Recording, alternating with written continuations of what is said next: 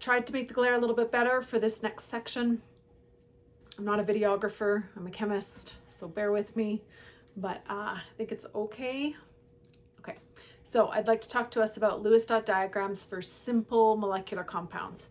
There is a different set of rules that applies to all molecular compounds, and it's essential to use that list for complex, but we're not going to do that unless you're in AP chemistry, IB chemistry, university chemistry. And even there, even when I teach those subjects, I still start with these because it's really important to have a really foundational understanding of how many sticks something should have when you're looking at the picture of that molecule. And so we're going to start with these simple steps that work for all simple molecules, which is all you will see in Chem 20 and Chem 30. So you're going to, first of all, start with the Lewis dot diagram for the atom. We already know how to do that. Then you're going to place the atom that has the most bonding electrons in the middle. And then all the other atoms are going to go around the outside. If you have one that has the second most bonding electrons, that would go second, and then third most would go third, etc. You're adding atoms around that central atom. Then you're just going to make sure that the octet rule is filled. Does every atom have 8 electrons and therefore it is stable? Okay, and then if it doesn't, we're going to look at doing double or triple bonds. So I have 3 examples here for us to navigate on today. There's a multiple bond here, so we're going to see that double or triple bond that I just mentioned. We're going to talk about that when we get there. So here's an easy molecule, a medium molecule, and a hard molecule. Okay, so as I said, step 1 is to draw the Lewis dot diagram for the atom. So the Lewis dot diagram for nitrogen, being in group 5, would have 5 valence electrons like that, and the chlorines would have, and I'm going to draw the electrons for the chlorines with X's just so that we can see the different electrons come together. You can draw them with all O's if you want to. Just make sure that your O's are neat in your diagrams, because if they're too messy, then the teacher can't see what you're doing. So we're going to draw 7 valence electrons for chlorine. There's my 7. And I have 3 chlorines, so technically I should draw this 3 times.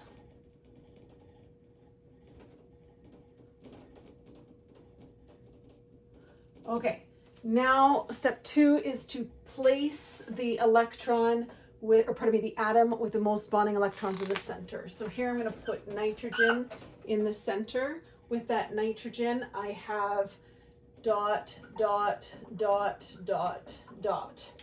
Then I'm going to puzzle together these ones by surrounding them around the central atom. So I'm going to put this chlorine here. I'm going to put so that this bonding electron right here, who's lonely and unsatisfied, pairs up with this bonding electron who is also lonely and unsatisfied. So if I could cut this out of the board and move it over onto this shape, that's exactly what I would do. I would just cut it and move it over. So it would look like this with that dot still there. And then I'm going to put that X right here of that chlorine. And then all the other lone pairs, there are 3 lone pairs there like this. Great, so that took care of this guy. Let's take care of another one by doing the exact same thing on a different bonding electron. And then let's take care of that 3rd electron on that 3rd bonding site. Okay, so this is the Lewis dot diagram for NCl3, remembering that the Lewis dot diagrams show all the dots, so I don't have any sticks on this one. If you're going to convert this into having sticks, and it looks like this, nitrogen with a chlorine, a chlorine, a chlorine, and maybe you show the lone pairs or maybe you don't, that would be called a structural diagram, electron dot diagram, not a Lewis dot diagram. Lewis dot shows all the dots. Okay, Lewis dot diagram. Okay, for this one, I'm going to repeat the same steps. It's a little harder just because there are more atoms. So I'm going to start by putting my carbon, which is in group 4. It has 4 valence electrons. Then my hydrogens, which are just have 1 valence electron. It only needs 2 to be satisfied though. So when I say octet rule for hydrogen, that's just 2. And then the oxygen has 1, 2, 3, 4, 5, 6 on its Lewis dot diagram for being in group 6. And then I'm going to puzzle this together, remembering I have 4 of those guys to do it. So step 2 is to place the atom with the most bonding electrons in the middle. So oxygen has 2 bonding electrons, carbon has 4 bonding electrons, so the carbon is going to go in the middle. So here's my carbon in the middle. Then I'm going to surround it with the other electron, or with the other atoms. So I'm going to start with oxygen because oxygen has 2 bonding electrons. It's the second most. So I'm going to put my oxygen right here with its 6 valence electrons, just like that. Then I have 4 hydrogens. So if you can see, I have a spot here for 1 hydrogen. I have a spot here for a 2nd hydrogen. I have a spot here for a 3rd hydrogen. And I have a 4th hydrogen. It's going to help satisfy this last little spot on that oxygen, making this CH3OH, which is why it's written like this. It helps you know the shape of it, that the carbon is going to have 3 hydrogens and the oxygen is going to have 1 hydrogen. So the reason we don't smuck all those hydrogens together and put H4 in the molecular compound is to help you see its shape a little bit and know the order that it's going to be slightly. Okay, so there's my Lewis dot diagram for methanol, is what that compound is called. We're going to do HCN lastly. HCN, you're going to start the same place we started before. I'm going to draw the Lewis dot diagrams for all the atoms. So carbon, hydrogen, and nitrogen. Okay, start by putting the one with the most bonding electrons in the middle. That would be carbon. So here's my carbon going in the middle here. And then my second most is nitrogen. So I'm going to tag the nitrogen onto it. Okay, with my 5 electrons. And then I only have 1 hydrogen. The fact that the words here, the letters, the order, the molecular formula has the H beside the C tells me that the H should go beside the C. Okay, great. Now checking the octet rule, which I didn't actually do, step 4 for all the others. This has 2, 2, 2, they're satisfied. This carbon has 2, 4, 6, 8, it's satisfied. The oxygen has 2, 4, 6, 8, it's satisfied. Octet rule fulfilled. Here, hydrogen is satisfied with its 2.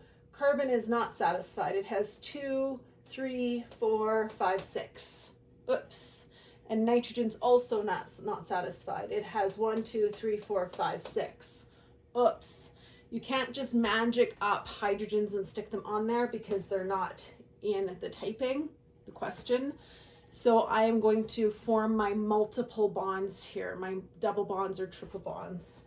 And what's going to happen, I'm just going to redraw nitrogen here so it looks a little bit easier for us to talk about. Those 5 electrons are going to be 1, 2, 3, 4, 5. Okay, now what you can do, this has a bond there between the carbon and nitrogen. That's what I started with. Here's another bond that forms with the carbon and nitrogen, and here is another bond that forms the carbon and nitrogen. So now this carbon thinks it has 1, 2, 3, 4, 5, 6, 7, 8. That carbon's octet rule is full. And the nitrogen has 1, 2, 3, 4, 5, 6, 7, 8.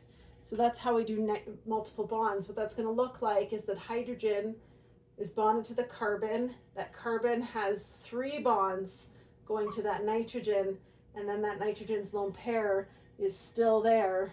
It's still there. I shouldn't circle it if I'm circling those bonds. But yeah, that lone pair is still this lone pair there. So this carbon has 2, 4, 6, 8. The nitrogen has 2, 4, 6, 8. It is satisfied in its octet rule. So we create multiple bonds when you can see that these two bonding electrons, if they paired up, would achieve the octet rule of that carbon and of that nitrogen. They help each other out there. So that's how you get a triple bond forming. Okay, so these require practice, and after a while you won't need to draw these atoms. You'll just sort of have them in your head as you build those puzzle pieces together. But it really is like fitting pieces of a puzzle together into a bigger picture. So start with this, move towards central atom in the middle. Second is the second most bonding electron. Build it around, use the typing for your help to know what order they should go in, and practice. You're gonna have to turn into your workbook and practice 20 minutes at least of this to get it feeling good. Then tomorrow, practice 10 more minutes in order to solidify your learning, layer your learning on top of each other that way.